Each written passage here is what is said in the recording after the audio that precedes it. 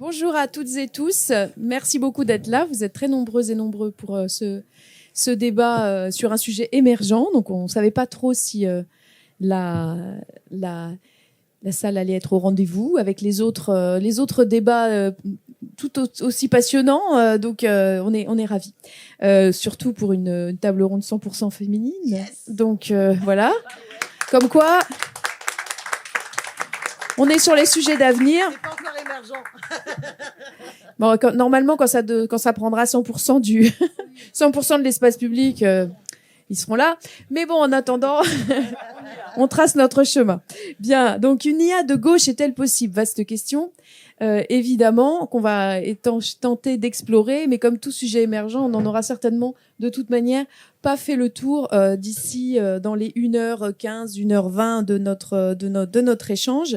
Je vous proposerai bien sûr un échange avec la salle quand mes intervenantes auront fait une introduction chacune pour pouvoir échanger sur un sujet qui reste pour beaucoup encore à explorer pour bien le comprendre. Les enjeux, évidemment, sont absolument multiples, extrêmement immenses de ces nouveaux outils, de ces nouveaux types de programmes informatiques, parce qu'il faut quand même appeler les choses par leur nom, nouveaux types de programmes informatiques beaucoup plus puissants, et en plus pour lesquels les grandes firmes de technologie essayent d'humaniser, parce qu'on parle souvent, le fait de parler d'intelligence, le fait aussi souvent de nommer ces programmes, de leur donner un petit nom, et là on va plus loin aussi dans l'IA générative, de permettre de les doter entre mille guillemets d'une personnalité. Il y a toute une tentative comme ça de rendre quelque part un peu très humain, donc très quotidien et à la fois très très magique, une réalité qui est pourtant très très rationnelle et qui s'appuie sur un traitement de très grand nombre de données de manière à adresser des probabilités, à proposer des réponses sur le fait de faire échoir des probabilités du traitement très rapide d'un très très très grand nombre de données. Donc, faut quand même qu'on se dise ça, parce que c'est important aussi d'avoir en tête que c'est pas de la magie, c'est pas des espèces d'humanoïdes qui vont prendre notre place. Non, c'est une nouvelle forme de programme informatique qu'on peut très certainement utiliser et concevoir de manière éthique et de manière de gauche et de manière écologiste. Les enjeux de régulation et de souveraineté, collecte de données, propriété intellectuelle, l'utilisation évidemment éthique ou pas de ces outils. On pense aux libertés publiques, on pense aussi aux utilisations dans le domaine de la défense et de la guerre. Les enjeux énergétiques, on y reviendra. Les enjeux sur le travail, on y reviendra aussi. Les enjeux, bien sûr, sur les possibilités de manipulation et une forme d'industrialisation des tentatives de manipulation et d'ingérence. Les enjeux sur l'information et les risques que ça fait courir sur la démocratie.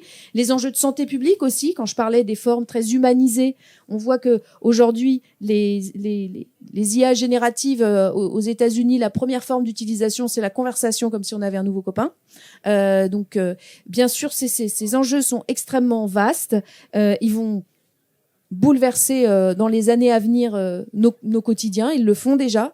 Donc, comment anticiper tout cela parce que c'est pas encore non plus le déferlement. Le déferlement on n'a pas encore produit tous ses effets. Donc, nous avons 3 invités d'immense qualité pour nous aider à débroussailler tout ça, avec évidemment vos interventions également. Donc, Laurence Allard, tu es maîtresse de conférences en sciences de la communication à l'Université de Lille et chercheuse à l'IRCAV, spécialisée sur les usages sociaux du numérique et en particulier du smartphone. Tu as participé à un ouvrage qui s'appelle « Décoloniser l'écologie du numérique », coécrit, je crois, avec un co-auteur, en 2024, et donc qui notamment s'interrogeait sur une empreinte écologique du numérique.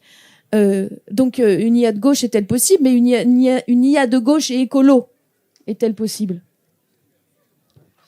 Alors, bonjour, merci de cette invitation et de cette question très stimulante que j'ai posée à plein de collègues avec lesquels je travaille. Et on dit, quelle belle question. Donc, l'IA de gauche, On pourrait la définir justement comme cette IA qui est vécue et expériencée dès à présent par tout un ensemble de peuples ou d'habitants qui sont impactés en fait par les conditions même de production, d'existence de l'IA et puis les effets. Donc l'IA de gauche, c'est vraiment l'envers de cette IA de droite libertarienne qu'on vous raconte, dont on vous explique qu'elle va changer votre vie, changer le travail, vous remplacer, se substituer à votre copain, votre amoureux, etc. Donc cette IA qui vous est racontée comme une boîte noire. Et en fait, il y a tout un ensemble aujourd'hui d'habitants, de peuples qui vraiment expérimentent ce que fait l'IA dans leur vie, dans leur quartier. Et ce sont tous ceux qui sont par exemple victimes de l'extractivisme minier, puisqu'il faut énormément de ressources matérielles pour fabriquer tous les terminaux, énormément de ressources énergétiques pour les faire fonctionner, pour faire fonctionner les data centers et les centres de calcul. Donc il y a toute une empreinte matérielle qui pose des questions de justice environnementale. Il y a tout un ensemble aujourd'hui de questions également d'accaparement foncier des data centers, puisque le terme de data center devient plus ou moins juste, puisque ce sont plutôt des centres de calcul aujourd'hui, puisque c'est du calcul, du traitement de données. Et donc, il y a de l'accaparement foncier aujourd'hui. Il y a des conflits d'usage de l'énergie qui existent en France, mais c'est le cas à Marseille. Et donc là, vous avez des habitants des quartiers nord qui ne sont pas forcément... qui n'étaient pas forcément déjà technocritiques, mais qui n'avaient pas beaucoup forcément de connaissances vis-à-vis des questions d'IA, mais qui vivent aujourd'hui des questions simplement d'accès à l'électricité, puisque les postes sources sont accaparés par des entreprises comme Digital Reality à Marseille. Donc, cette IA de gauche, c'est l'IA qui est vraiment enquêtée dans une boîte noire qui s'ouvre, dont on essaye de comprendre un peu les conditions matérielles d'existence et les effets sur la vie quotidienne, notamment dans les questions d'accès à l'énergie. Donc, c'est une autre IA, c'est l'autre face de l'IA, et qui est la face vécue et pas la face racontée ou marketée que l'on nous présente tous les jours dans les médias. Je peux développer plus, mais je ne sais pas. On va faire un peu. Oui, voilà. Et je vais passer la parole ensuite à Émilie Agnew, qui est cofondatrice du think tank Le Sens du service public, experte associée à la Fondation Jean Jaurès, autrice, mais je vois que tu l'as, donc tu peux le montrer, de Puissance publique contre les démolisseurs d'État aux éditions L'Aube, Fondation Jean Jaurès.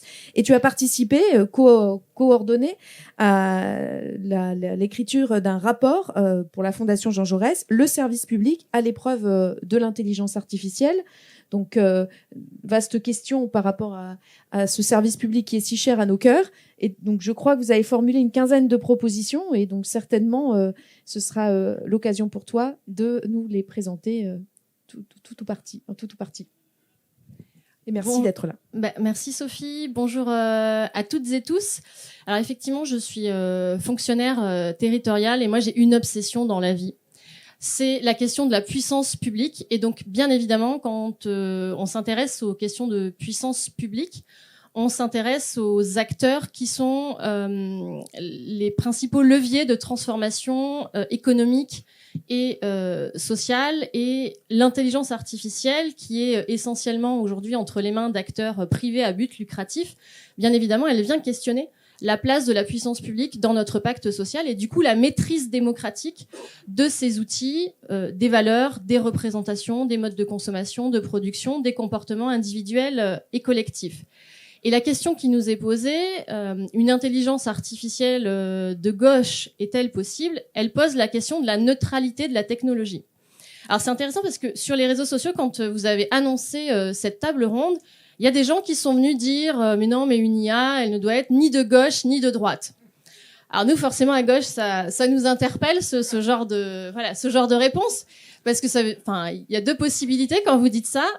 C'est soit que vous êtes naïf et donc que vous n'avez pas vraiment compris les enjeux qu'il y avait derrière le sujet, soit que vous êtes de droite. Donc, mais l'un ou l'autre, c'est quand même extrêmement problématique parce qu'aujourd'hui, il y a besoin de politiser la question de la technologie, du numérique et de l'intelligence artificielle. Et a fortiori, quand on parle de l'intelligence artificielle générative qui génère beaucoup de fantasmes, On a d'ailleurs un ministre de la fonction publique, Guillaume Kasbarian, qui pensait qu'on pouvait supprimer des fonctionnaires et les remplacer par des intelligences artificielles. Donc c'est dire les choix politiques de société qu'il y a derrière l'utilisation de ces technologies. Donc c'est important que la gauche s'en empare et je suis plutôt enthousiaste à l'idée de voir qu'aujourd'hui il y a du monde qui est intéressé par ces questions. Mais quand on parle de l'intelligence artificielle appropriée par le politique, il faut éviter 2 écueils. Alors, il faut éviter l'écueil de l'optimisme béat, du technosolutionnisme en pensant que l'intelligence artificielle va résoudre tous nos problèmes économiques et sociaux. Généralement, à gauche, on est plutôt préservé de cet écueil-là. Mais il y a un autre écueil qui serait l'écueil de la défiance, du déni, de la frilosité par rapport à l'utilisation de ces technologies alors qu'elles ont envahi nos vies personnelles et nos smartphones, notamment via l'intelligence artificielle générative. Et on n'a pas du tout le même rapport à titre privé aux outils d'intelligence artificielle où librement on consent, y compris aujourd'hui, à donner des données biométriques sur notre téléphone portable, et par rapport à la puissance publique où se pose la question de la confiance et d'une certaine forme de réticence aussi citoyenne à donner parfois un certain nombre de données ou à aller vers des dispositifs de type reconnaissance faciale. Et donc ça pose véritablement la question du rapport aussi, de la relation de service public, et donc aussi ça nous rappelle un peu les écueils qu'on a connus avec la dématérialisation. C'est-à-dire que d'un côté, ça améliore l'efficacité, l'accessibilité pour un certain nombre de personnes, mais de l'autre, ça éloigne, ça déshumanise, ça désincarne l'État, la puissance publique, et ça désagrège aussi une partie du lien social. Avec le risque, bien évidemment, d'une société véritablement de type kafkaïenne. Une société kafkaïenne, c'est pas une société complexe, c'est une société dans laquelle les codes, le code, les normes, les institutions ne sont plus traduisibles, ne sont plus accessibles. Et donc c'est là où véritablement, pour le coup, la comparaison avec Kafka, qu'on fait souvent pour dénoncer la complexité administrative, elle se pose complètement. Parce que là, la question qui se pose fondamentalement, c'est qui détermine le monde d'aujourd'hui et de demain.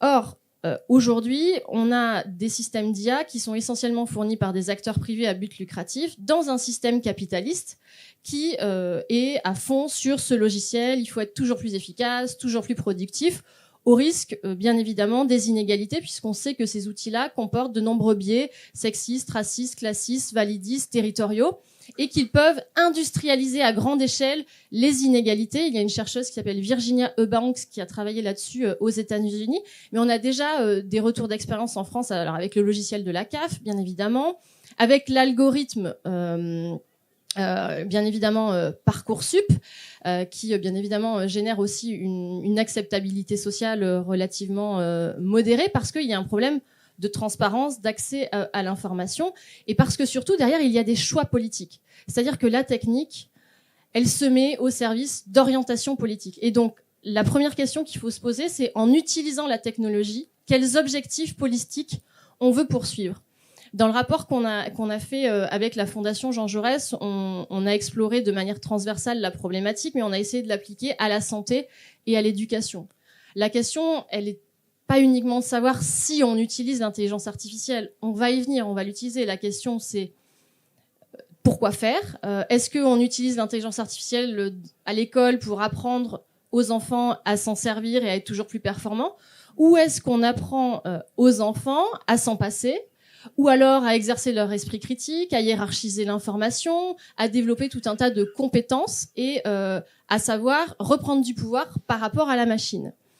Et ça, bien évidemment, ça dessine des projets politiques extrêmement différents. Et d'ailleurs, moi, j'ai demandé à ChatGPT, une intelligence artificielle de gauche est-elle possible ? Eh bien, ChatGPT, il dit que oui, c'est possible. Mais que, en fait, ce sont des choix politiques et que ça va pas être si simple parce qu'on est sur des rapports de force qui aujourd'hui sont extrêmement déséquilibrés. Pourquoi ? Parce qu'on a affaibli la puissance publique, l'ensemble des leviers de la puissance publique que sont la norme, les dépenses, les impôts, les agents et les services publics. Et en même temps, l'intelligence artificielle, elle donne un nouvel outil à la puissance publique qui est la donnée. Et donc, il faut savoir ce qu'on fait de la donnée publique. Est-ce qu'on accepte de la donner à ces acteurs privés pour qu'ils la commercialisent ? Ou est-ce qu'il faut qu'on préserve cette donnée publique ? C'est une obligation légale. Mais aujourd'hui, il y a des trous dans la raquette.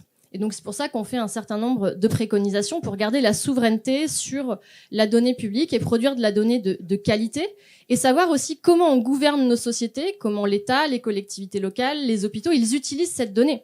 Parce qu'on peut l'utiliser dans tout un tas d'objectifs.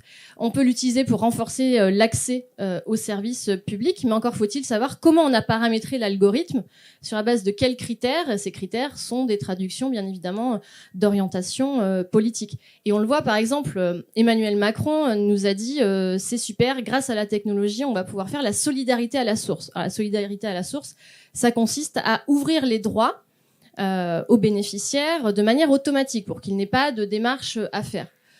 Bon, si on achoppe sur ce dispositif-là, c'est qu'on se rend compte que si on le met en œuvre, finalement, ça va coûter cher aux finances publiques parce qu'aujourd'hui, on organise le non-accès à un certain nombre de droits.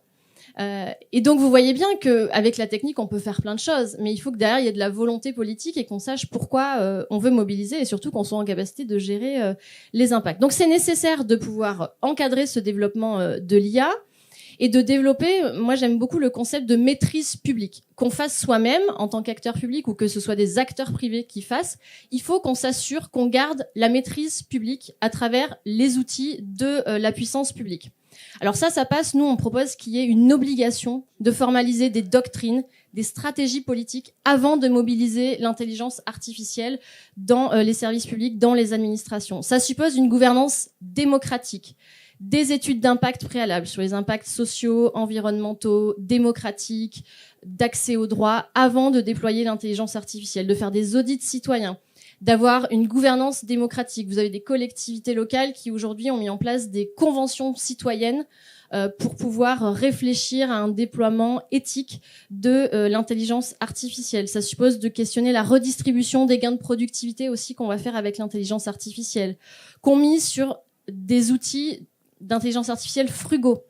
Et donc qu'on soit aussi préoccupé par la dette écologique et pas uniquement par la dette budgétaire, parce qu'aujourd'hui, bien évidemment, quand on cherche à faire des économies budgétaires, on va vous présenter l'intelligence artificielle comme la solution miracle. Mais ça suppose aussi de repenser le positionnement de l'acteur public dans la société. C'est-à-dire qu'il faut que l'intervention publique, l'humain, il soit plus désirable que la machine. Et donc, ça suppose de remettre de l'interaction humaine.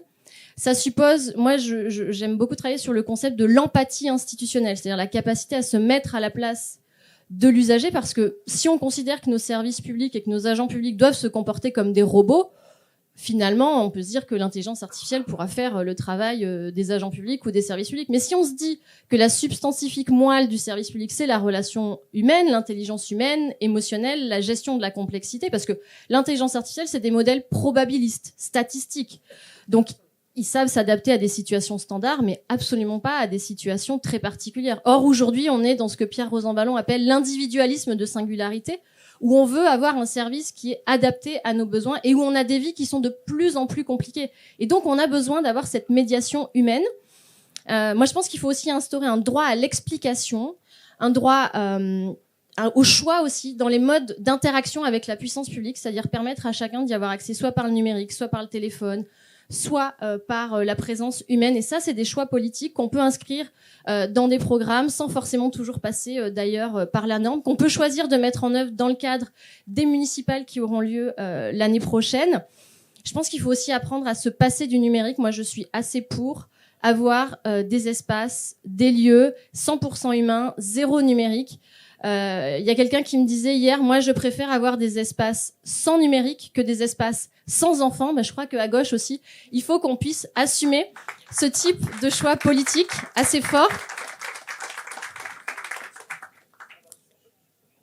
Et puis, moi, j'aime aussi beaucoup un concept qui s'appelle le concept des parcours attentionnés, c'est-à-dire comment on arrive à construire l'action publique en arrivant à se mettre à la place de l'autre pour justement véritablement mobiliser cette compétence humaine que la machine ne saura pas mettre en œuvre. Et puis aussi interdire certains usages de l'intelligence artificielle, notamment dans tout ce qui touche à l'accès et aux décisions individuelles l'accès aux droits, l'accès à la priorisation pour les places en crèche, pour l'accès au logement social.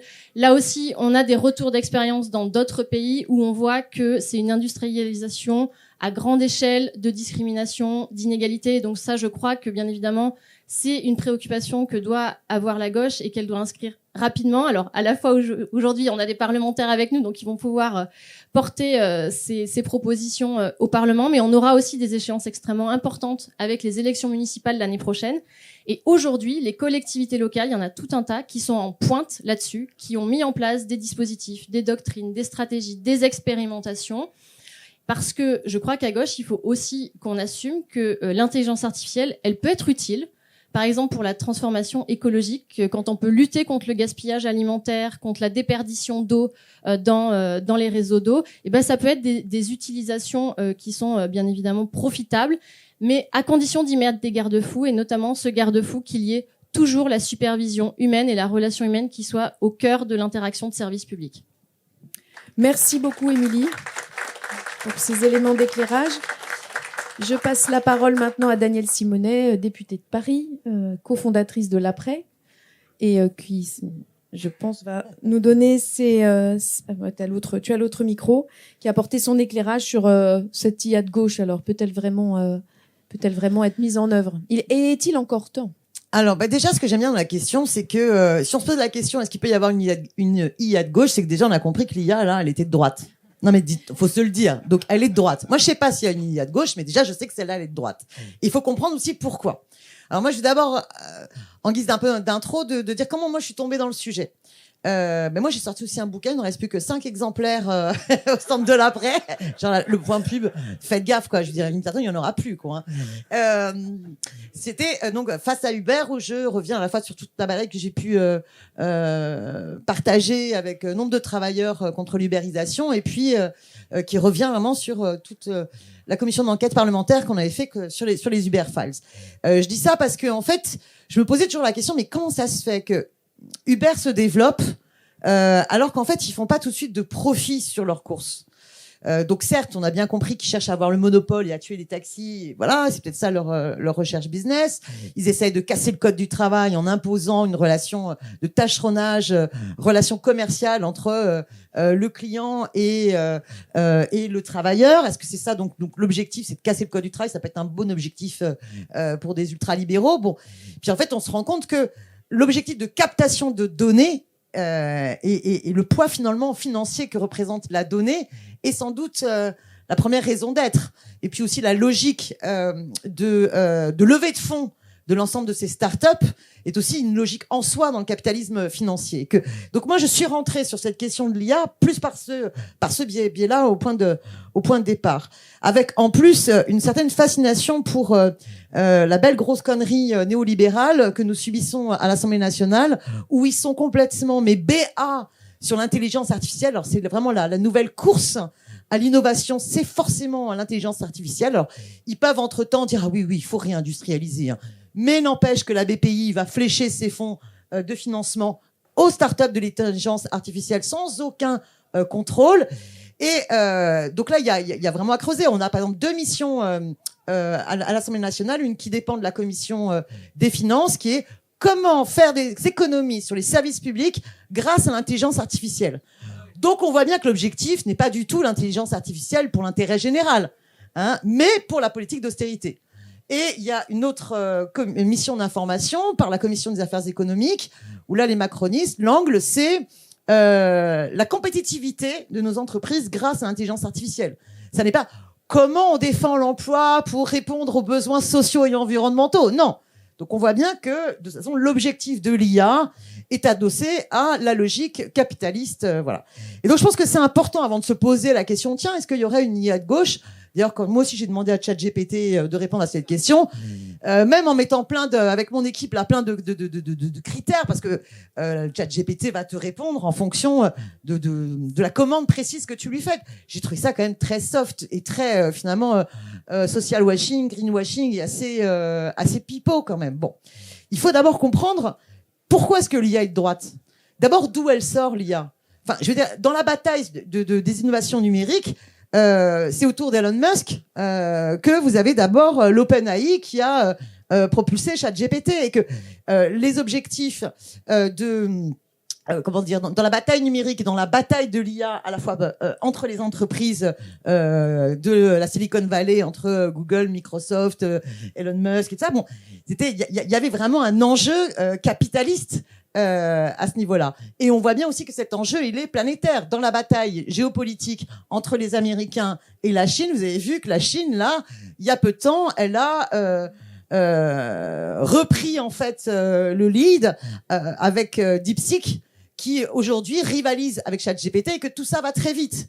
Mais les objectifs sont absolument pas l'intérêt général. Et d'ailleurs, c'est intéressant de voir quelle est la place de l'IA dans ces enjeux géopolitiques. Comment la Russie de Poutine utilise l'IA, et notamment avec la guerre en Ukraine. L'IA sert à beaucoup mieux organiser la censure, le contrôle des opposants, que ce soit sur le net, que ce soit dans les manifestations avec la reconnaissance faciale. C'est aussi comment utiliser la donnée et comment utiliser l'intelligence artificielle pour donner encore plus de poids aux campagnes de désinformation, à l'ingérence dans les autres pays. On sait que la diffusion massive via l'IA par inondation permet à Poutine d'avoir d'une arme militaire en fait.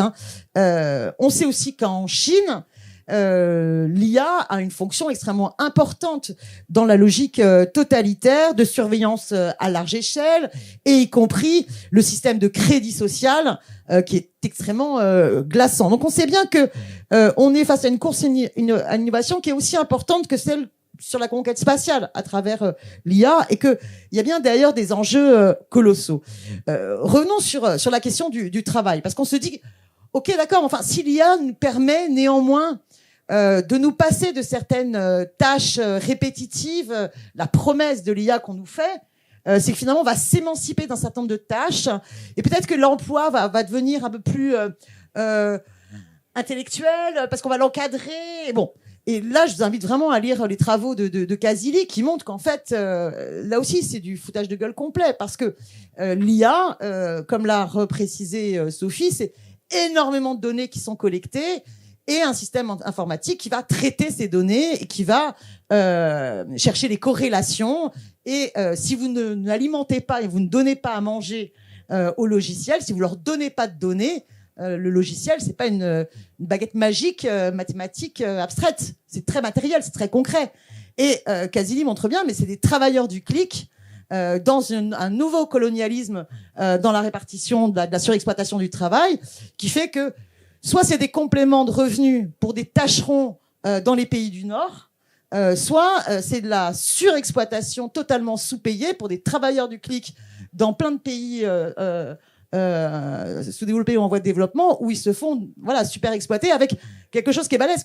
C'est pas simplement qu'ils ne sont plus considérés comme des travailleurs salariés comme le faisait l'ubérisation, c'est qu'ils sont même plus considérés comme des travailleurs, mais comme des usagers qui peuvent remercier la plateforme qui leur propose une tâche qui va leur permettre d'avoir une rétribution.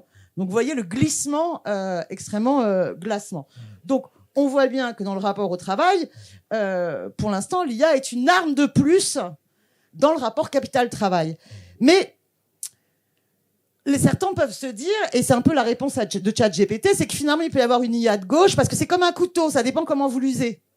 Et donc finalement, c'est vrai, on se dit un couteau, c'est de droite ou c'est de gauche un couteau, hein? Si je coupe mes légumes, est-ce que c'est de gauche ou c'est de droite? Bon, mais si je tue ma voisine, c'est pas terrible. Bon, donc on se dit, il peut y avoir des bons... Je l'aime bien en plus, Sophie. Et depuis longtemps. Donc bon, est-ce que finalement, l'IA, c'est un objet technologique neutre et qu'il faudrait juste avoir des bons usages de l'outil? Eh bien non, parce que tel qu'a été... Alors là, je suis persuadée que dans la salle, il y aura des gens plus compétents que moi pour expliciter ça, mais y compris dans dans l'idéologie que les ingénieurs informaticiens et les puissances financières qui ont conçu l'IA, ils l'ont conçu de manière de droite. C'est-à-dire que l'idée qu'il puisse y avoir, par le traitement, simplement des statistiques, des corrélations, en utilisant maximum de données, on pourrait avoir une intelligence générative, générale, qui pourrait dépasser et finalement suppléer complètement l'être humain, mais c'est pas neutre idéologiquement. C'est une remise en cause de la recherche scientifique. On revient, y compris sur la recherche, sur les révolutions coperniciennes. C'est pas neutre de croire qu'on peut se passer de la question du libre arbitre, de la pluralité des pas simplement des opinions, mais des regards et des recherches, et qu'il peut y avoir juste une automaticité statistique, probabiliste. Pour arriver à la connaissance. Ce qui ne veut pas dire qu'il n'y a pas d'usage positif de l'IA. Quand vous avez les radiologues qui, grâce à l'IA, peuvent tout de suite avoir une capacité d'analyse de tout un tas de données, tout en gardant la maîtrise de leur libre arbitre pour savoir quel est le bon remède ou comment est-ce qu'on analyse ces résultats donnés en accéléré. Bien sûr que ça a une pertinence. Je ne dis pas qu'il faut rejeter tout cela. Mais je dis, mais soyons lucides. La façon dont a été conçue l'IA est une arme idéologique. Et aujourd'hui, on fait croire qu'on ne peut pas se passer de l'IA, mais c'est comme il y a 30 ans sur le développement, le déploiement de l'hyperconsumérisme, on peut s'en passer parce que ça a une fonction idéologique. Je sens déjà que j'ai été un peu longue, mais je pense donc qu'il y a toute une réflexion à avoir et qui nécessite de remettre à plat tous nos principes. Que ce soit nos principes concernant le protectionnisme. On ne doit pas accepter d'utiliser des outils qui, à un moment donné, sont adossés à une surexploitation de travailleurs, où que ce soit sur la planète. Dans les entreprises, on ne doit pas accepter qu'il y ait l'utilisation et l'entrée d'une nouvelle technologie sans qu'il y ait un débat démocratique, d'où la bataille pour le retour des CHSCT, pour que les organisations syndicales aient la maîtrise de toutes les informations. Et je peux vous dire que c'est pas le cas pour avoir réditionné un certain nombre de boîtes et de syndicats de boîtes pour faire des contre-auditions dans le cadre des missions que la Macronie a mis en place à l'Assemblée nationale. Donc il y a vraiment se repose la question de la bataille de la démocratie dans les entreprises. Se pose la question évidemment de la préservation de notre droit sur les données, se pose la question de la formation, comme tu l'as dit, mais se pose aussi la question d'abandonner cette logique de course en avant. Il ne s'agit pas de regagner notre souveraineté en se disant à l'échelle de la France ou à l'échelle de l'Europe, on va faire notre nouvelle IA qui va rivaliser avec l'IA des Chinois ou l'IA des Américains, mais plutôt de repenser des IA plus petites dimensionnées, avec de la sémantique, avec une autre façon de facteurs d'intelligence humaine, mais en fonction d'objectifs qu'on aura identifiés.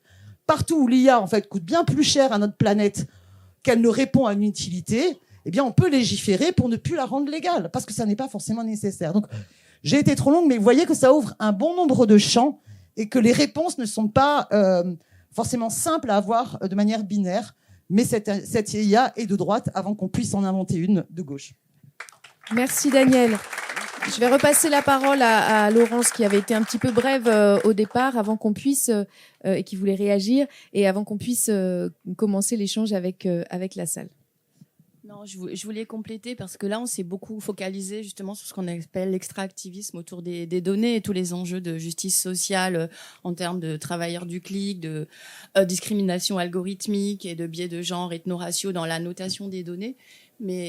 Kazili a été cité, qui a bien donc mentionné le caractère néocolonial de cet extractivisme des données, mais on oublie justement la dimension totalement matérielle, c'est-à-dire l'extractivisme minier. Et c'est là où une IA de gauche, avec cette illusion d'une IA frugale, avec des bons usages, se heurte aux limites planétaires. C'est-à-dire, il y a une question simplement matérielle qui se pose et qui pose des questions, alors tout simplement de raréfication des ressources ou surusage des ressources fossiles qui sont déjà de toute façon non pérennes. Mais il y a aussi des questions de justice environnementale, donc des problématiques de justice socio-écologique qui se posent. Et c'est là qu'on retrouve le caractère colonial en fait du capitalisme de bout en bout. Il n'est pas spécialement nouveau, ce capitalisme numérique. Là, il poursuit justement l'histoire coloniale, notamment d'accaparement des mines, des ressources minières, des ressources matérielles. Et l'IA aggrave en fait l'empreinte environnementale du numérique. On commence à prendre en considération, parce qu'on a une vision un petit peu immatérialisante du numérique. Et donc, il y a pas mal de données qui sortent aujourd'hui qui estiment que on est sur 1% de la consommation énergétique du numérique aujourd'hui. Et avec l'IA, on va être sur 3% de la consommation énergétique qui est liée justement au développement de l'IA. Et donc, en France, On a quelques métriques qui commencent à être développées un peu sous l'impact du Shift Project qui avait créé un petit peu des débats parce qu'ils avaient donc produit un rapport en 2018 parce qu'on avait assez peu de données sur l'empreinte environnementale du numérique. Donc depuis 2018, les autorités de régulation, ARCEP, ADEME et ARCOM aujourd'hui s'intéressent à cette empreinte environnementale. Et donc on a de plus en plus de données, notamment sur la consommation énergétique du numérique. Avec aujourd'hui, c'est 11% de la consommation des ménages français et ça augmente d'ici 2050 de 80%, notamment avec le développement de l'IA générative. Il y a des calculs qui sont menés notamment par un consortium de chercheuses. C'est beaucoup une critique féministe, techno-féministe, qui s'intéresse à ces questions de socio-environnementales. Mais il y a des études qui montrent qu'une une génération d'images est estimé à une charge de smartphone. Donc on voit bien que là, il y a vraiment une demande énergétique qui est de plus en plus importante. Et donc l'ADEME a estimé qu'on était à 80% d'augmentation de la consommation énergique, notamment liée à la progression de l'IA. Ce qui amène, par exemple, quand on essaye de quantifier l'empreinte environnementale du numérique par ce qu'on appelle les tiers techniques, c'est-à-dire fabrication, data center, traitement de la donnée et réseau. On a 50% qui est dédié justement à la fabrication, donc toutes les ressources matérielles, minérales, métalliques, eau, terre excavée qui sont nécessaires à la fabrication. Donc ça, c'est 50% de l'empreinte du numérique.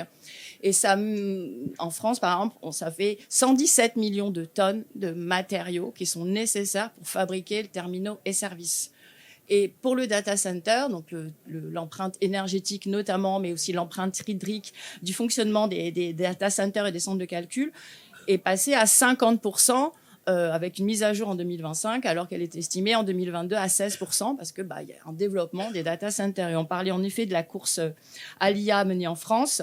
Aujourd'hui, la France occupe la 5e place, parce qu'il y a en effet un surfinancement de l'intelligence artificielle. Le sommet de l'IA a donc décidé la construction de 35 data centers, dont un à Cambrai, qui est sur 1 gigawatt, qui est vraiment...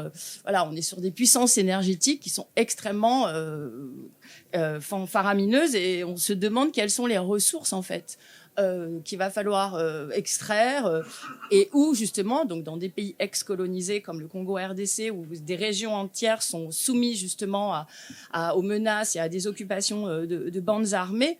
Et donc à quel prix, cette IA dite frugale avec des usages positifs, elle peut être même imaginée puisqu'elle a une empreinte matérielle, elle a une empreinte humaine. Donc donc les limites planétaires sont des conditions terrestres d'habitabilité et elles comme dit mon collègue Alexandre Monin, sont pas des portes qu'on peut passer et dépasser. Quand elles sont dépassées et c'est notre habitabilité qui est en jeu. Donc il me semble que cette IA de gauche est une IA justement qui est critique, consciente de ses conditions matérielles, notamment les dimensions néocoloniales à la fois côté extraction minière et côté extractivisme des données. Et c'est une IA, justement, qui est racontée par les travailleurs qui, en effet, sont de plus en plus soumis et injonctés à devoir utiliser l'IA, qui estiment que leurs tâches, même répétitives, sont parfois au cœur de leur travail, donc ils n'ont pas forcément envie de les déléguer. Donc certains parlent de merdification de leur travail en disant aujourd'hui, quand on travaille de l'IA, une grande partie de notre travail consiste à relire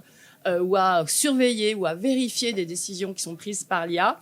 Et donc, ça amène justement, même dans le cas du salariat, à une dégradation des services et du propre travail des utilisateurs. Donc, il y a une sorte de devenir un peu subalterne, en fait, de tout à chacun, entre les mineurs artisanaux qui vont travailler à extraire les ressources métalliques, jusqu'aux travailleurs du clic qui sont justement exploités pour annoter des données, jusqu'aujourd'hui aux travailleurs qui vont devoir travailler avec ces IA et dont le travail est de plus en plus minoré, de plus en plus dégradé, de plus en plus décalé. Et donc, c'est toute cette, finalement, mise à plat, ouverture de la boîte noire IA qui constitue une approche de gauche de l'IA qui pose des questions de justice sociale, de justice environnementale, qui repose la question coloniale notamment, puisque là, on a un colonialisme, certes, vis-à-vis des données du digital d'abord, mais il est... classique, historique, et c'est l'extractivisme au sens total du terme, des mines aux données, en passant par les déchets, puisqu'il y a l'empreinte hydrique, mais il y a toute la question des déchets. Donc en France, on estime qu'il y a 2 millions de tonnes de déchets électriques et électroniques, donc c'est tout ça là. On a un peu de composants électroniques. Et tout ça n'est pas extrêmement bien recyclable. Donc là, on a des tonnes de millions de déchets dont on ne sait pas vraiment quoi faire. À l'échelle mondiale, on a 62 millions de tonnes de déchets électroniques et électriques. Et il y en a un quart qui est recyclé formellement. Le reste, c'est brûlé. C'est un même rétro-extractivisme, c'est-à-dire on va extraire dans les pays ex-colonisés et on va renvoyer ces déchets dans les pays, les ex-pays colonisés, et avec des pratiques qui sont toxiques pour les habitants, notamment brûlés, avec tous les composants qui sont qui donc émanent des pratiques qui sont toxiques pour les habitants, avec donc des émanations de gaz, avec aussi des conditions de travail qui sont souvent artisanales, donc c'est plutôt par exemple des familles qui travaillent, donc les enfants sont extrêmement exposés à la fois dans les carrés miniers artisanaux, mais également dans toutes les déchetteries.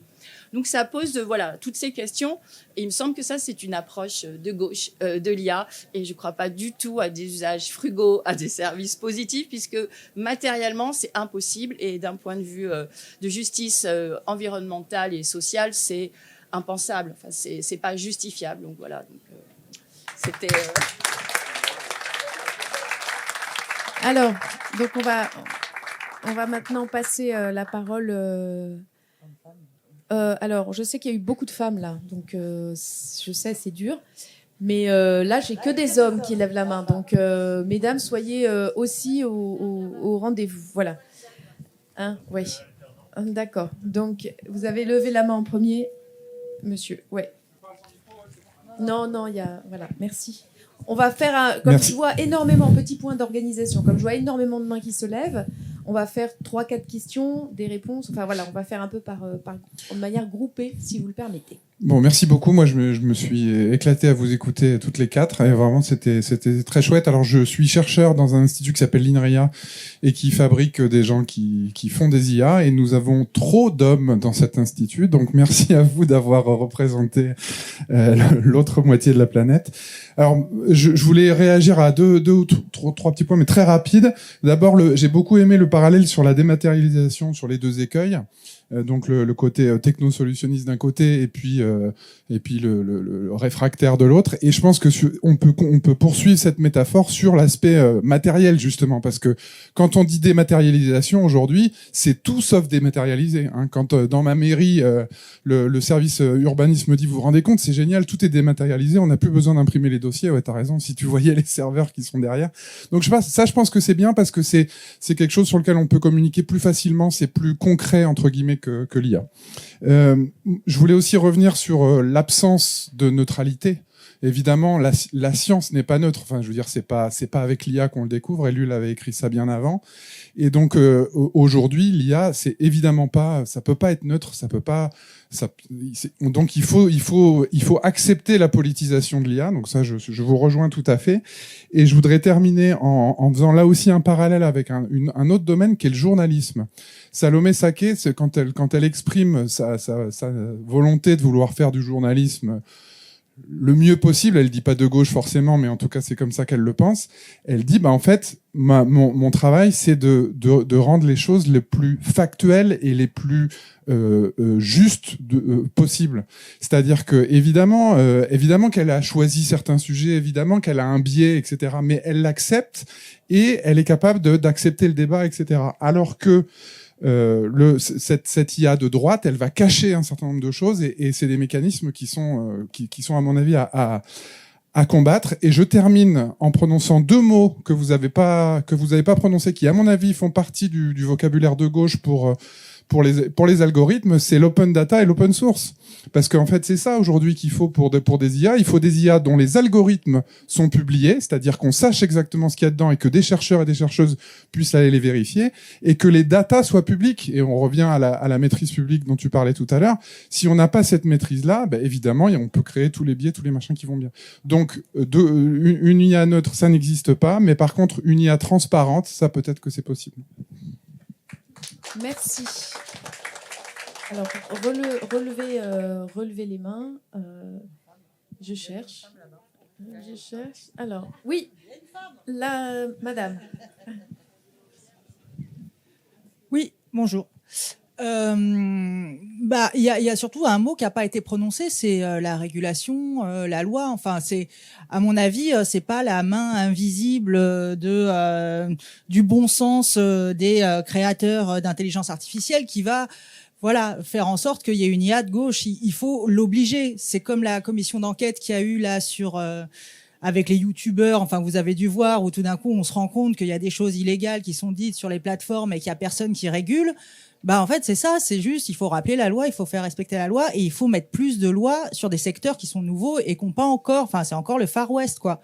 Donc je sais pas, on peut imaginer plein de trucs, on peut imaginer comme des licences 4, des licences intelligence artificielle où il y aurait que, je sais pas, les médiathèques, les écoles, certains instituts qui peuvent utiliser cet outil qui est extrêmement énergivore et qui est extrêmement puissant, mais que ça soit pas utilisé pour savoir quelle est la meilleure recette de gâteau au yaourt. Donc voilà, il y a des trucs, faut pas hésiter à je pense, sur plein de sujets avec les grosses boîtes multinationales à rentrer dans le rapport de force, à rentrer dans la puissance publique et à mettre de la règle. Et je sais que c'est compliqué, faut aller en parler à l'Europe et tout, ça prend des plombes. Mais il faut pas imaginer que ça va se faire tout seul parce que les gens ils sont gentils et qu'ils vont être raisonnables. Ça, j'y crois pas du tout. Voilà, et mais peut-être plus de transparence aussi pour remettre aussi effectivement du rapport de force entre voilà, entre les bons et les mauvais Jedi quoi, on va dire. Merci beaucoup. Voilà. Non, mais je sais pas, j'essaye de varier les plaisirs, mais en même temps, ça fait courir Laetitia que je remercie beaucoup, ainsi que tous les organisateurs de cet atelier et de d'ailleurs tout. Donc Merci beaucoup. D'abord, merci pour vos exposés absolument dynamisants. Alors moi, je suis pas un spécialiste de l'IA, mais la question que je voudrais poser se situe un peu dans le prolongement de l'interrogation qui vient d'être formulée. C'est-à-dire que vous avez prononcé plusieurs fois le terme d'éthique. Et donc l'éthique ferait partie d'un dispositif, d'une panoplie, d'une IA de gauche. Non pas que l'éthique soit en soi spontanément de gauche en elle-même, mais peut-être que l'éthique peut éviter qu'une technologie dérive vers l'extrême droite ou la droite extrême, en tout cas. Et justement, moi, la question que je me pose, vraiment naïvement, c'est qu'est-ce que signifie l'éthique dans la gestion et la régulation, justement, de l'IA? Parce qu'il existe des comités d'éthique. Dans un processus de médecine expérimentale, on sait comment à peu près fonctionne l'éthique. Comment pourrait fonctionner l'éthique? Justement, qu'est-ce que ça prend comme forme? Est-ce que ça prend la forme de la loi? Est-ce que ça prend une forme de citoyenneté active? Comment ça pourrait fonctionner? De quelle manière l'éthique pourrait être une réponse pour qu'on ait une IA de gauche? merci. Est-ce qu'il y a plein de mains qui se lèvent? Je cherchais une femme à côté. Michael, peut-être, puisqu'il est à côté, ça évitera à Laetitia de courir. Oui, vas-y. Petite remarque préalable, Daniel, même si tu as un couteau et que tu tues ta voisine, on ne saura toujours pas s'il est de gauche ou de droite. Moi, je voulais soulever 3 petits points qui m'intéressent particulièrement. C'est d'abord, le premier, c'est la cohérence idéologique du projet qui est à l'œuvre depuis déjà maintenant une 40aine d'années et qui se matérialise à travers l'intelligence artificielle, justement. Je me rappelle de l'époque où, lorsque Margaret Thatcher est arrivée au pouvoir, on a énoncé cette chose qui est quand même assez stupéfiante aujourd'hui. Une société n'existe pas, la société n'existe pas. Nous ne sommes qu'une somme d'individus qui travaillons chacun pour notre propre compte. Un petit peu comme si elle était constituée d'une espèce de masse d'eau où chaque molécule suit son mouvement brownien au hasard des événements. Derrière, on pourrait croire que ça n'a pas de conséquences, c'est totalement faux. Ce à quoi nous assistons aujourd'hui, c'est exactement l'explosion des conséquences de cette parole qui a donné finalement le coup d'envoi. Et je pense qu'il est nécessaire de relever, et c'est pour ça que je parle de cohérence idéologique, même s'il n'a pas forcément voulu d'ailleurs, le fait que une société comme OpenAI, qui a développé ChatGPT, est issue de la Silicon Valley, c'est-à-dire de la même sphère que Elon Musk, Microsoft, etc. Et que l'idéologie qui est le support de toute la pensée technique de ce lieu, c'est l'idéologie libertarienne et qui veut justement porter ça y est, le terme m'échappe, excusez-moi. en tout cas la transformation de l'humain vers la machine, le transhumanisme, voilà, je suis désolé, j'ai eu un moment de blanc, et avec cette idée que l'être humain peut finalement fonctionner exactement comme une machine, voire être entièrement transplanté dans une machine. Et en fait, on participe exactement de cette même idée, c'est-à-dire que chaque être humain est un individu isolé qui va suivre sa trajectoire jusqu'au jour où on va transposer sa conscience sur une puce numérique. C'est exactement dans ces délires ce que Elon Musk a pu dire. Moi, je l'ai pas entendu, mais en tout cas, j'ai lu certains de ces délires à ce sujet. Et l'intelligence artificielle est exactement la matérialisation de cette forme de pensée quand même étrange, il faut bien le dire, qui a pour effet de dissoudre totalement le lien social, puisqu'elle vise précisément à isoler chaque individu dans son fonctionnement. Autrement dit, c'est la négation même des humains que nous sommes. C'est un projet mortel, il est absolument insoutenable. Excusez-moi si j'étais un petit peu long. La deuxième chose que je voulais dire à ce sujet, c'est que justement, nous, en tant que force de gauche, nous devons nous emparer de ce sujet idéologique et qu'il y a un énorme travail à faire en matière d'éducation populaire. Alors, moi, je prêche pour ma chapelle puisque ma délégation à Malakoff, c'est la culture scientifique. Mais ce que je veux dire, c'est que là, si on pose la question ici dans la salle, qui sait ce qu'il y a dans ces machines? Ce sont des ordinateurs comme les autres qui produisent de l'intelligence artificielle. C'est surtout une manière, c'est la façon dont on architecture les logiciels qui est différente. Mais qui sait véritablement ce qu'il y a dans ces boîtes?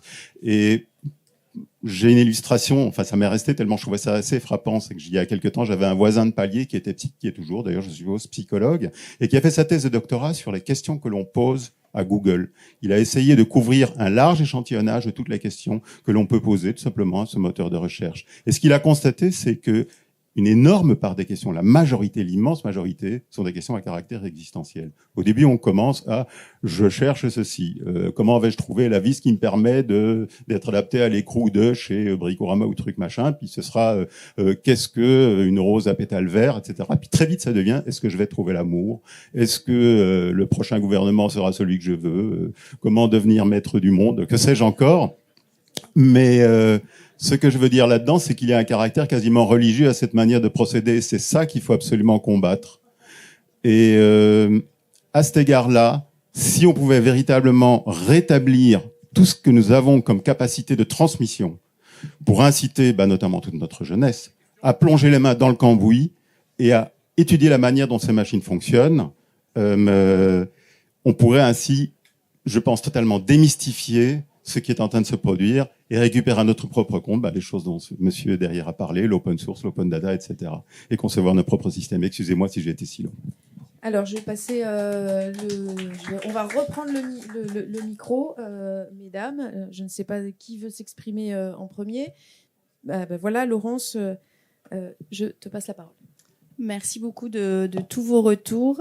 Je vais rebondir sur la dernière remarque. Ouais, autour de la vision idéologique qui est sous-jacente justement aux entrepreneurs états-uniens qui mettent en place justement les dernières IA, la dernière séquence de l'intelligence artificielle. Donc en effet, vous avez cité le transhumanisme. Alors aujourd'hui, ça se décline en une version qu'on appelle le long-termisme, mais bon, c'est la même idée, c'est le même schème en fait compétitif et substitutionniste de la technique vis-à-vis de l'humain. Et c'est assez intéressant parce que vous savez, lorsque OpenAI a développé la version 3 de ChatGPT, vous avez tous les acteurs pionniers justement comme Musk, etc., qui avaient fondé cette fondation pour fondation Future of Life, la fondation du futur de la vie, dans lequel justement Sam Altman était également partie prenante en 2015. Et donc, au moment où Sam Altman a créé son entreprise à partir d'OpenAI et donc a développé notamment la version 3 de ChatGPT, tous ces acteurs-là, donc Musk en particulier, ont écrit une lettre pour donc demander une pause du développement des intelligences artificielles, notamment génératives, et ils ont argué donc de ce qu'ils appellent justement des risques à long terme civilisationnels, et notamment ces questions de limites entre l'humain et la machine, etc. Et pas mal de data scientists, notamment féministes engagés dans, comme vous dites, l'explicabilité des IA, cette idée de réappropriation des IA par les citoyens, ont mis en avant la dimension de patch en fait de cette question des risques à long terme. Et elles ont plutôt remis en avant les risques à court terme, qui sont des risques écologiques, qui sont des risques d'exploitation situation des travailleurs, et ils ont également mis en avant les risques de fracture numérique qui va se développer entre ceux qui peuvent avoir accès à ces services ou ceux qui peuvent en comprendre quelque chose. Et donc c'est là où je rebondis sur la question de l'éthique. C'est un peu un patch en fait par rapport à ces questions, parce que en effet ce sont des questions très très amples qui sont posées, des questions qui touchent à la question de l'habitabilité, qui vont de l'habitabilité de la Terre jusqu'à des questions anthropologiques. Et donc cette entrée par l'éthique, elle est peut-être un peu ténue. Enfin, en tout cas, c'est ce que répondaient les data scientists comme Tim Gebru, etc., à cette lettre de pause qui arguait de risques civilisationnels. Elle revenait à des risques beaucoup plus réels qui sont déjà engagés. Mais de fait, il y a un modèle sous-jacent qui est celui du transhumanisme, qui est un projet qui est pas mortifère, parce que l'idée c'est de vaincre la mort par justement la fusion homme-machine. Autrefois c'était les extropiens, donc il y avait la cryogénisation, et maintenant il y a l'idée de fusion homme-machine avec tout ce qui est développement bionique, peau réparable, etc. Mais c'est le même projet finalement. Anthropologiquement, d'utiliser la technique pour finalement faire perdurer l'humanité. Voilà. Donc de fait, il y a tout un projet idéologique, toute une vision des rapports entre hommes et technique, humains et technique, qui est en jeu dans ces développements de l'IA tels qu'ils sont pensés, développés aux États-Unis. Je termine là-dessus. Donc l'OpenAI, comme son nom l'indique, c'est la firme de Sam Altman, mais oui, c'est pas parce que c'est ouvert. Enfin, il y a dans le monde. Bon, ça c'est des questions entre libristes, etc. Mais dans le monde de l'open source, il y a des degrés d'ouverture, il y a des accessibilités à ce qui est donné comme ouvert ou pas. Donc c'est un peu un mot magique qui ne peut pas forcément solutionner tous les problématiques que pose l'IA, qu'on voit qui sont des problématiques extrêmement à la fois soit idéologiques, soit très matérielles. Donc les problèmes sont multiples, et l'ouverture de on ne sait pas quoi est pas forcément la solution. Voilà, donc voilà, c'est tout ce que on pourrait dire plein de choses. Oui, multiples. Questions multiples que celle de l'éthique. Peut-être Daniel axé sur la question de la régulation, qui est extrêmement évidemment importante. On a vu que Donald Trump lundi, dans un nouveau message, remettait en cause l'accord déjà bien honteux passé avec l'Union européenne en raison de la réglementation européenne qui n'est pas encore totalement mise en œuvre. Donc voilà, où en sommes-nous de cette régulation et jusqu'où faudrait-il aller? Oui, alors, tout à l'heure, j'ai parlé des États-Unis, leur modèle d'un côté, la Russie, la Chine de l'autre. Je vais pas parler de l'Afrique. La Chine, évidemment, est dans une stratégie expansionniste sur l'Afrique, comme chacun sait. Et on a occulté la question de l'Union européenne. Or, l'Union européenne, elle a une approche réglementaire, justement, puisqu'après en 2018, la bataille sur la question du RGPD est arrivée, l'IA Act, le Digital Service Act DSA, le Digital Market Act DMA, et l'Union européenne, par exemple, a interdit le recours au système de crédit social à la chinoise ou la surveillance de masse à la chinoise. Bon, enfin, vous avez remarqué que sur la reconnaissance faciale, l'usage de drones, sur la question de nos libertés, enfin, ne soyons pas dupes. Enfin, la régulation à l'échelle européenne, elle n'est pas du tout satisfaisante. Enfin, loin de là, parce que et en même temps, l'Union européenne, dans sa logique à elle d'autojustification qu'elle est dans la régulation, elle va néanmoins se placer dans la stratégie de course à l'innovation sur l'intelligence artificielle, avec des dispositifs. Vous avez le programme 4 de financement de la recherche en intelligence artificielle Horizon Europe, où ils essayent de mettre le paquet. Et finalement, même s'ils sont plus dans une approche de régulation, ils sont quand même dans la même logique libérale. Enfin, je veux dire, ça pas de naïveté. Donc, évidemment, là, Trump est en train de gueuler en disant ah là là, mais si vous opérez quelque part de la censure sur les contenus à l'échelle européenne, vous allez voir ce que vous allez voir. Bon, donc on est toujours sur cette guerre-là. Mais je ne dis pas qu'il faut pas réguler, bien évidemment, mais je pense qu'il faut être plus radical que ça, parce que quand l'Union européenne parle, je vais reprendre tous les termes si je les retrouve. Elle promet une IA frugale, une IA éthique, une IA de confiance. Donc dans le rapport des données. Mais en fait, pourquoi faire? C'est-à-dire que à chaque fois, on prend le problème dans le mauvais sens. Au lieu de se dire, tiens, on a un problème. comment on le satisfait? Est-ce qu'on n'aurait pas besoin d'une innovation technologique pour le faire? En fait, il y a la course à l'innovation technologique. Faut surtout pas qu'on soit en retard dans cette course. Ah puis tiens, on va expliquer aux gens que finalement ça pourrait peut-être servir à quelque chose. Enfin, on prend le problème complètement dans l'autre sens. Vous comprenez ce que je veux dire? Alors, ça peut paraître anti-progrès. Je suis justement dans ceux que tu décrivais qui sont dans le rejet de la recherche absolue. Bon, non, je veux dire, je prends un domaine. Par exemple, sur la question de la culture, il y a une bataille en ce moment de nos camarades artistes. Doubleurs, parce que aujourd'hui, eh bien leur métier se le font voler par l'intelligence artificielle, qui va non seulement piquer leurs droits d'auteur quelque part, ne pas reconnaître leurs droits d'auteur, en collectant finalement toutes leurs données de leur voix et faire en sorte que les doublages se fassent par une intelligence artificielle à leur place. Donc là, il y a une réglementation directe pour protéger, pour interdire. Bon, il s'agit pas de dire qu'il y a aucune intelligence artificielle acceptable dans la culture. Vous aviez par exemple au moment de la photographie. Je citerai un boomer en son temps, Baudelaire. Baudelaire était un boomer en son temps puisqu'il était contre la photographie et les photographes et il estimait que c'était complètement la négation de l'esthétique possible parce que la machine ne pouvait pas rendre le sensible de l'homme. Bah si, en fait, avec n'importe quel type de machine, on peut créer un sens nouveau, on peut créer un beau, une esthétique nouvelle. Bon, mais ne soyons pas dans la course en avant capitaliste de cette innovation. C'est ça ce que je veux dire. Si par contre on développe et on donne les moyens à une recherche fondamentale, publique ou coopérative, donc non lucratif, et qui va nous permettre de voir comment d'autres logiciels qui ne soient pas forcément toujours sur des données de masse, parce que vous avez d'autres systèmes informatiques, pas sur des données de masse, qui, sur des objectifs bien définis, peuvent permettre d'être innovants et d'être intéressants. Je ne sais pas si je suis un peu plus clair, mais il y a aussi des démarches plus de type coopératif.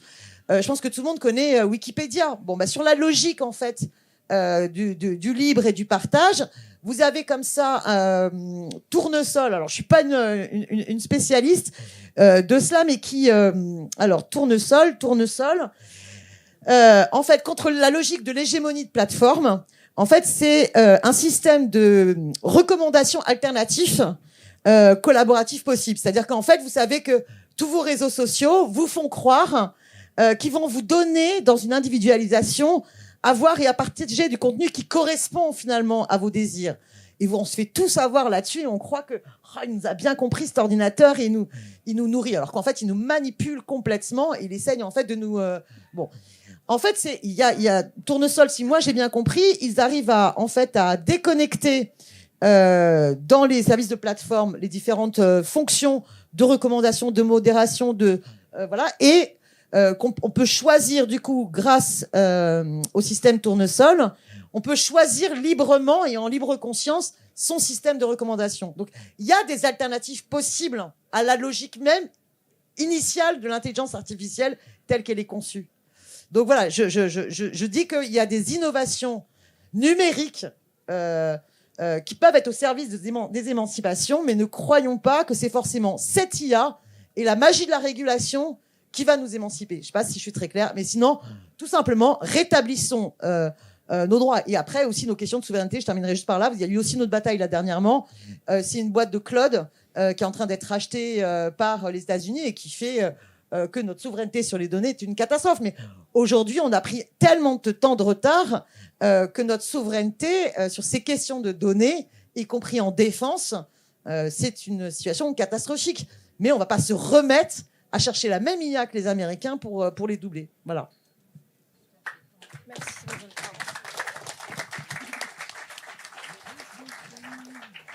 Émilie, je t'en prie, si tu veux par contre être peut-être un petit peu plus brève que...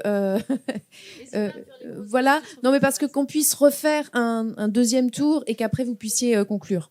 Donc, et tu auras plus de temps pour la conclusion à ce moment-là. Ce que je trouve intéressant dans ce qui a été dit, c'est que ça pose la question des rapports de force. Et que pour ça, il y a deux piliers, effectivement. Il y a la loi, la norme que vous avez évoquée, madame, et la question de l'éthique, qui vient se loger dans tout ce que la norme ne pourra pas normer, parce que la norme, elle ne pourra pas aller dans le détail des usages de l'intelligence artificielle. Et donc, ça pose la question du renforcement des outils de la puissance publique, mais aussi du renforcement du pouvoir citoyen. C'est aussi des éléments qui ont été évoqués. Aujourd'hui, il y a la ministre qui a mis en place le dispositif des cafés de l'IA avec la volonté justement de cette éducation populaire que 2 millions de Français soient formés à l'intelligence artificielle. Mais il y a d'autres leviers pour démocratiser la maîtrise technique, philosophique, politique, intellectuelle de l'intelligence artificielle pour favoriser cette appropriation citoyenne. Il y a aussi des dispositifs de type réserve citoyenne, c'est-à-dire qu'on mobilise aussi des citoyens pour concevoir le numérique avec eux, pour concevoir des outils avec eux et pour réussir justement à éviter les faux besoins, parce que c'est un peu ce qu'on évoquait, hein. C'est-à-dire qu'aujourd'hui, vous avez des acteurs privés qui viennent voir les acteurs publics en disant « Nous, on a la solution magique pour résoudre tous vos problèmes organisationnels, managériaux, budgétaires, environnementaux. » Et justement, la question, c'est comment on arrive à peser face à ces acteurs privés, et pas que d'un point de vue investissement public, même si ça va être bien évidemment important, mais aussi à résister intellectuellement et politiquement par rapport à ce qui nous est posé, parce que cette question de la norme et de l'éthique, elle pose la question de la normalité et des usages majoritaires qu'on va faire de l'intelligence artificielle. Et là, j'en terminerai là, c'est qu'il y a quand même un sujet générationnel, c'est-à-dire que ce qu'on voit dans les enquêtes d'opinion, c'est que globalement, il y a 80% qui nous disent de répondants qui nous disent qu'ils préfèrent avoir accès à un humain en service public plutôt qu'à une intelligence artificielle 24 heures sur 24, 7 jours sur 7. Alors, c'est plutôt rassurant quand on voit ça. Le problème, c'est que quand on regarde les réponses en fonction des tranches d'âge, on voit que les jeunes sont beaucoup plus favorables à l'utilisation de l'IA parce que eux, ils ont ces outils depuis des années, ils ont grandi avec ça. Et donc finalement, ça va aussi formaliser leur rapport au monde, leur rapport aux institutions, à eux-mêmes, aux autres, à l'environnement. Et donc c'est pour ça aussi qu'il est important de l'adresser politiquement et qu'on a aussi des leviers, l'économie des communs, les outils souverains. Aujourd'hui, il y a des outils souverains qui sont développés dans les administrations. Il y a Chap, il y a Albert. Donc on a la capacité à faire, mais encore faut-il effectivement qu'il y ait de la volonté politique pour faire. Merci, Émilie. Alors, on va prendre 3 interventions et puis après, on conclura. Tu me dis ?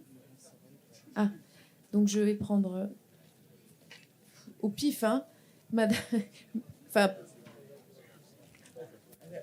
homme-femme, voilà. Et puis après, allez-y. L'un puis l'autre, oui. Passez le micro et puis.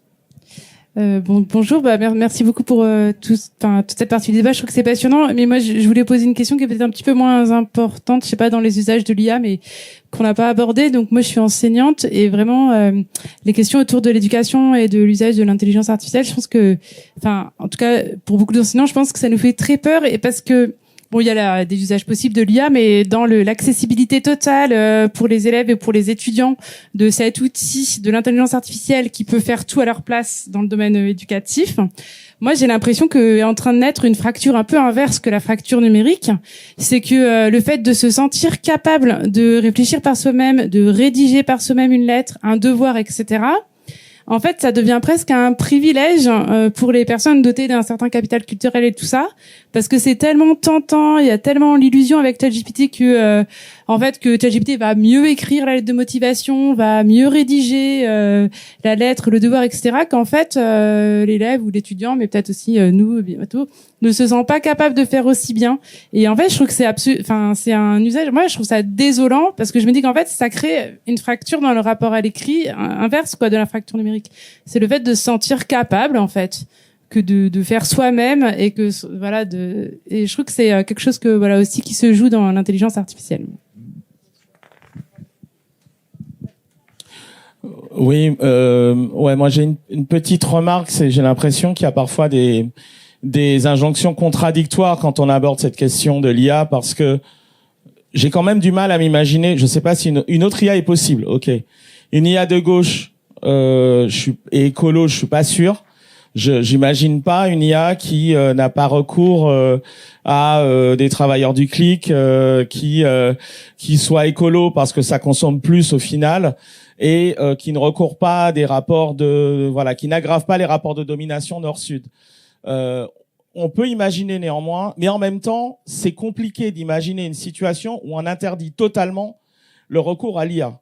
Dans le monde d'aujourd'hui, dans la société d'aujourd'hui, je pense que n'importe quel jeune de 16 ans dans sa chambre, il peut contourner facilement les barrières qui peuvent être mises par un gouvernement national, par exemple.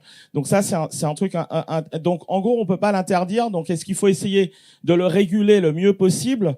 Donc si on peut pas, voilà. Donc la question de la régulation, imaginons, je sais pas, que demain il y a une dissolution de l'Assemblée, ça peut arriver, et que il y a le NFP qui gagne, ça peut arriver aussi. Je crois qu'on le souhaite tous ici, et que on se dit, on fait quoi du coup par rapport aux IA? Qu'est-ce que fait ce gouvernement?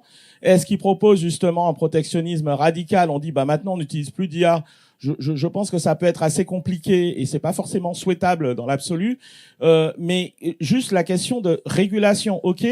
Mais juste si on n'a pas notre propre, si on développe pas notre propre IA, ça veut dire qu'il faut avoir recours aux IA des autres. Et les IA des autres sont contrôlés par qui?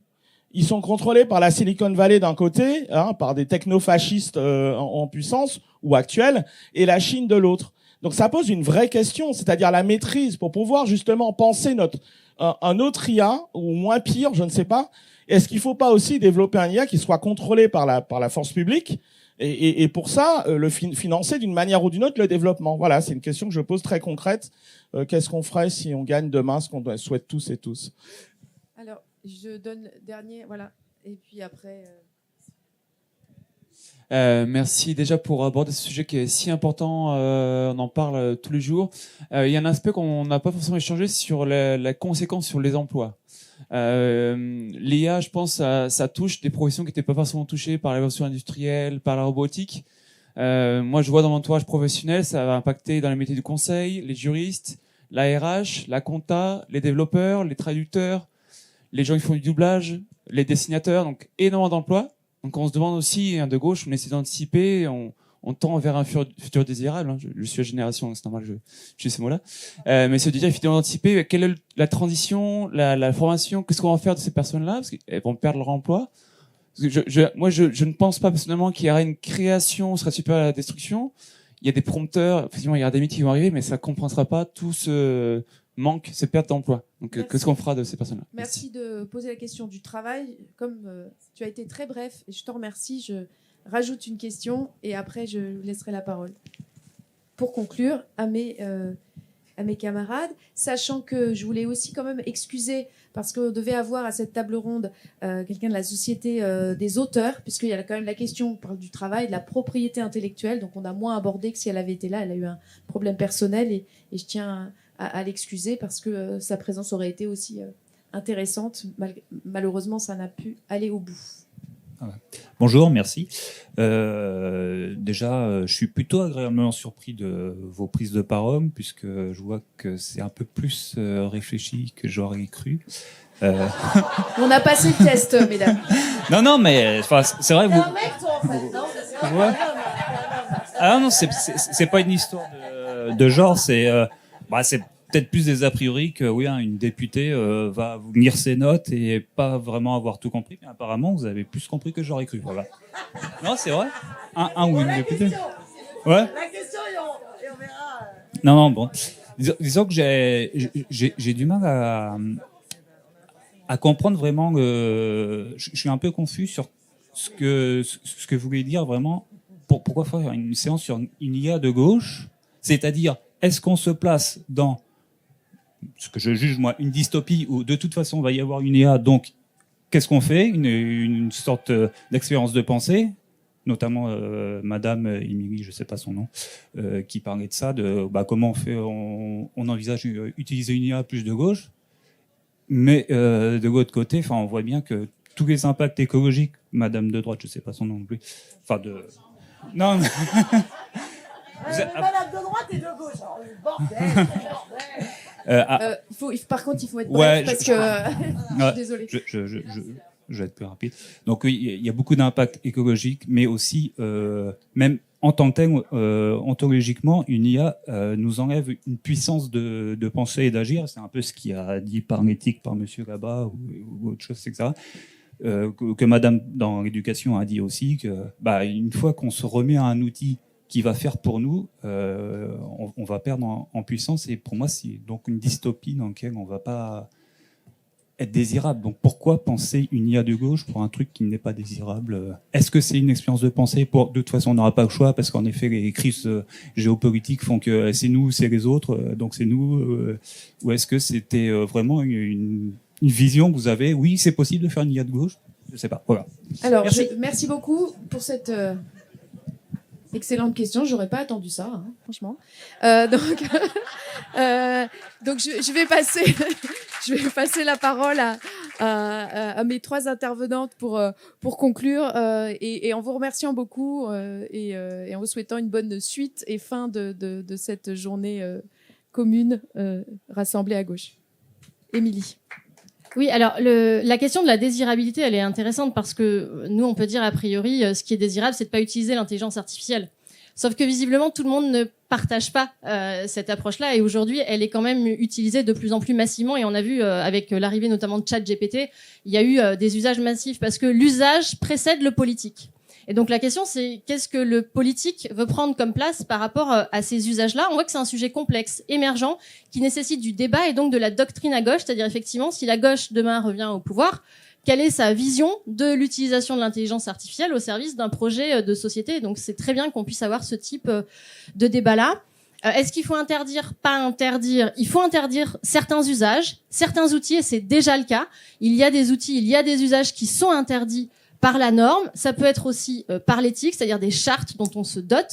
Mais ce qu'on a vu, par exemple, dans des administrations où on a dit on interdit l'utilisation de ChatGPT, c'est qu'en fait, il y a eu ce qu'on appelait des usages fantômes, du shadow AI, c'est-à-dire les gens ont quand même utilisé l'IA et ont fait fuiter des données publiques. Et donc ça, c'est extrêmement problématique. Donc la régulation, on voit qu'elle est extrêmement compliquée. Mais la puissance publique, elle a des moyens. Déjà, elle a des moyens financiers. C'est-à-dire qu'aujourd'hui, les milliards qu'on donne à des acteurs privés à but lucratif, on pourrait tout à fait déplacer cette dépense publique, la mutualiser et la mettre vers des outils souverains, français, européens, avec des données basées en France, en Europe, avec des algorithmes qui sont bien évidemment maîtrisés par la puissance publique. Et on peut aussi faire en sorte d'inciter ou d'obliger les acteurs publics à utiliser des logiciels libres. Et donc là, c'est la question de la puissance citoyenne et de la reprise en main démocratique autour de ces outils-là, de ces usages et du projet de société qu'il y a derrière. Donc on a des leviers, bien évidemment, et moi je pense qu'une IA de gauche est possible et qu'elle est même indispensable. Merci beaucoup, Émilie. Daniel. Après, il y a des secteurs où on n'est pas obligé. Donc par exemple, je donne un exemple. Dans la Direction générale des finances publiques, ils ont le gouvernement a déployé l'IA. Et en fait, vous aviez déjà une baisse de 27% des effectifs depuis 2008.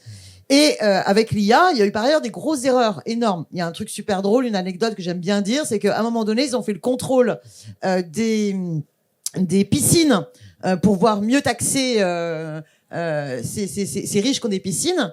Et en fait, l'IA détectait tout ce qui était bleu. Et donc, il y a eu plein de places PMR qui sont pris des relevés fiscaux. Bon, ça c'est pas possible, en fait. Une place PMR ne peut pas payer comme une piscine. Bon, ça c'est drôle. Mais néanmoins, il y a eu 50. Ce que disent les syndicats solidaires et CGT, c'est que 52% des contrôles d'entreprises ont été imposés par l'IA. C'est-à-dire que la direction de la DGFiP a dit, il y a 50% des contrôles, ça sera pas fait par vous, les agents, mais par l'IA. Et malgré cela, en fait, ces 52% de contrôles par l'IA n'ont été à l'origine que de seulement 13,6% des mises en recouvrement des droits et pénalités. Donc il y a une vraie question démocratique. Quel est l'intérêt? Moi, je préfère qu'on se passe de l'IA à la DGFiP, qu'on fasse confiance à nos agents, qu'on recrute bien plus d'agents. Ça permet de lutter contre le chômage, ça permet d'être plus efficace et plus démocratique dans le contrôle fiscal. Et en plus, c'est moins coûteux au final, parce que tout le système d'IA sur la DGFiP, avec un projet qui s'appelait Pilate, pour améliorer la productivité des contrôles fiscaux. Il avait un coût initial qui était prévu à 36 millions d'euros et et qui finalement a explosé à 123 millions d'euros en 2023. Donc arrêtons cette logique-là aussi. Voilà. Et donc non, on n'a pas besoin de donner une aide aux enseignants par l'IA pour préparer leurs cours. Par contre, on a besoin de former en physique, en présentiel, les enseignants à faire un travail qui est comme on développe l'esprit critique des nouvelles générations d'élèves sur le rapport à l'IA, aux réseaux sociaux qui sont bien souvent antisociaux, et travailler à cela. Voilà. Donc, il y a plein d'autres démarches possibles, mais vraiment, le public, le libre arbitre, l'associatif, le collectif citoyen, et à chaque fois, si ça répond à un besoin. Sinon, eh bien, on arrête de gaspiller nos CO2. Ça ne sert strictement à rien pour la planète de courir à travers une grosse IA générative générale. Merci beaucoup, Laurence. Non, mais je vais poursuivre, Daniel, c'est-à-dire, on a vu ici, bah oui, qu'il y a une IA vue par la gauche, c'est une IA qui est critique, qui est débattable, discutable, et donc, bon, il y a bien une IA de gauche, c'est celle qu'on vient de discuter, performer tous ensemble. Donc, ça a montré le besoin surtout d'assembler, le besoin de débat, le besoin d'enquête, le besoin de multiplier les expériences, les expérimentations, et donc d'en faire justement un sujet de débat et pas une boîte noire perpétuellement reconduite. Donc oui, il y a une IA de gauche et on l'a, je pense, représentée parce qu'on a abordé l'IA par justement des problématiques de gauche. Voilà, merci à vous alors. Merci pour ces mots de conclusion. Merci encore pour votre participation.